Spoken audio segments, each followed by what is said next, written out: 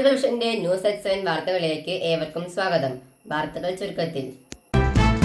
കോഴിക്കോട് പാലക്കാട് ദേശീയപാതയിലെ പനയമ്പാടത്ത് വെച്ചുണ്ടായ അപകടത്തിൽ ഒരു മരണം. ഇന്നലെ രാത്രിയാണ് സംഭവം. വിശദമായ വാർത്തയിലേക്ക്. കോഴിക്കോട് പാലക്കാട് ദേശീയപാതയിലെ പനയമ്പാടത്ത് കാർ നിയന്ത്രണം വിട്ട് ഡിവൈഡറിലേക്ക് ഇടിച്ചു കയറിയ അപകടം.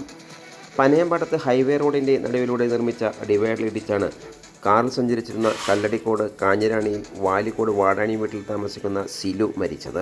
53 വയസ്സായിരുന്നു. ഇന്നലെ രാത്രിയാണ് അപകടമുണ്ടായത്. അപകടം നടന്ന ഉടനെ പെരിന്തൽമണ്ണയിലെ സ്വകാര്യ ആശുപത്രി എത്തിച്ചെങ്കിലും ഞായറാഴ്ച പുലർച്ചെ മരിച്ചു.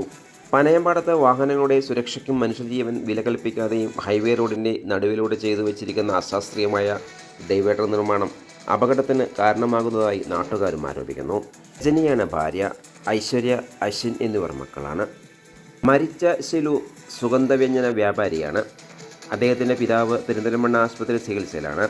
ആശുപത്രിയിൽ സഹോദരനെത്തിയ ശേഷം കല്ലടിക്കോട്ടുള്ള വീട്ടിലേക്ക് തിരിച്ചു വരുമ്പോഴാണ് അപകടമുണ്ടായത്.